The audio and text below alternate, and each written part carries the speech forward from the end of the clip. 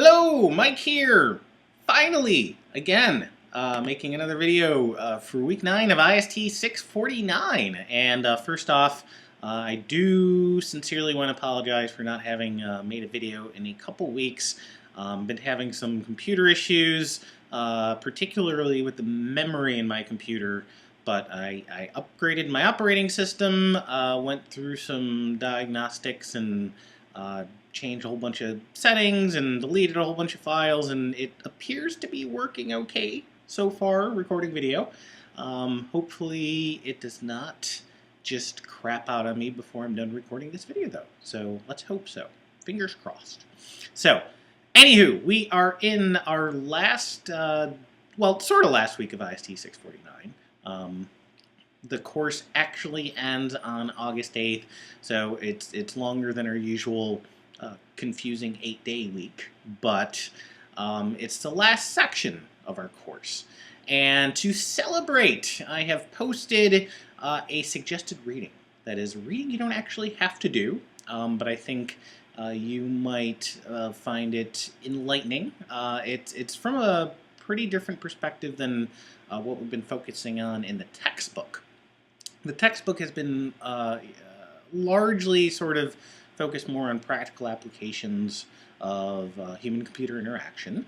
This article that I've posted as our suggested reading looks at human-computer interaction as an academic discipline and sort of evaluates the ways in which the discipline has advanced. I think it's from 1990 through 2008, looking at different topics and perspectives and who the major scholars are in the field. So I think many of you out there might find it not only interesting, but maybe also useful for helping to expand your knowledge about human-computer interaction as an academic discipline.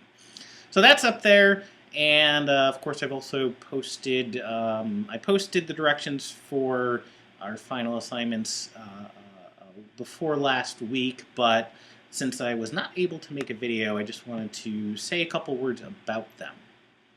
Assignment 4-3, you will be finishing up the HCI DLC template and with your projects and everything, and that is due on August 5th.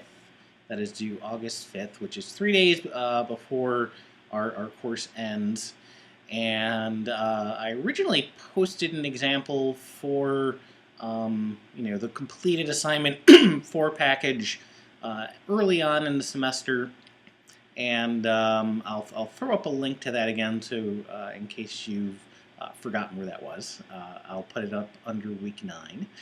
And assignment 7, and yes, I've come to realize towards the end of the term here that I really should not have come up with this numbering system before the class began, because it's confusing to be working on assignment 4.3 and assignment 7 as you're in the course. But anyways, 7 is a term paper, and this is obviously an individual assignment, and it has 2 main sections to it. The first section, you're going to be picking some type of information technology that really interests you. And I'm leaving this purposely broad because I want folks to pick something that actually interests them and to critically discuss and reflect on the interface of this particular technology. It could be anything from a gaming system to a particular piece of software that you like, or maybe even a smartphone or an operating system.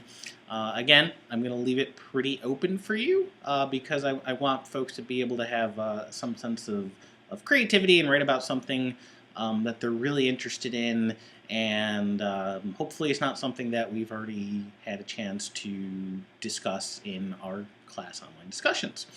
And in this first part, there's, again, more instructions on Blackboard, but I'm looking for you to pretty much address 3 of the main 4 themes that we've talked about over the course of the semester, which would have to do with fit, levels of interaction, context, and human resources, which are, of course, user activity and physical, cognitive, affective, emotional considerations, and the like. So the second part of Assignment 7 is a reflection on the course in terms of things like learning objectives. Did you expect to get out of it what you got out of it? Did you not get out of it what you were hoping to get out of it? So the second part of that is, I think, not only helpful for you as we're getting to the end and sort of wrapping things up and trying to think about how everything goes together, but it's also obviously helpful for me as the instructor to either see that the course rocked or didn't rock so much. Hopefully rocked, hoping it was a decent course, a not terrible learning experience, as you will. But those are the two parts for it. Much more detail is on Blackboard, but that's sort of the high-level overview, and that is due on August 8th, which is, again, the last day of our course. So I had been debating sort of whether or not I was going to post my own wrap-up discussion in Blackboard. I know we have two discussions going on this week that are sort of wrappy, uppy, reflection-y types of discussions. And I was debating whether or not to put one up of my own. I've sort of been leaning towards not, only because I know that folks are going to be really busy with these assignments. But if you have any topics or ideas or thoughts in terms of a discussion or topic that we haven't addressed in the course that you would like to engage with your fellow classmates, send me an email. And maybe we can figure something out before the course wraps up. Or if I have some super brilliant idea that I think is going to make everybody's lives a billion times better, I will post my own discussion question to that end. So, finally, last thing I want to hit on is that even though this course is wrapping up, I certainly have enjoyed all of my interactions with the folks that I've been teaching, whether they're through discussions. I get quite a few emails from folks in the class, which I always think is great. I love being able to, and that's one of the things about an online course is I like being able to help mentor students, and online that can be quite a bit trickier. So anyways, I guess the point I was trying to get at here is, I've enjoyed being the instructor in this course over the term, and the second point there being that certainly if there's anything I can help anybody in this class with in the future, I'm very much available to do that. I always am open to writing letters of recommendation, giving advice if you need advice on something, or academic, or looking for jobs, or whatever the case is. Or if you just want to say, hey, Mike, what's going on? It's been a while. That's great too. Like I said, I enjoy mentoring students, and certainly keeping in contact with everyone. So I'm not sure when I'm losing my Syracuse email address. Since I've graduated from the PhD program, this is just sort of a summer adjunct job, and then in the fall I'm transitioning to a new position at the State University of New York in Fredonia. So I'm not going to be affiliated with Syracuse University in any official context after I've turned grades in for this.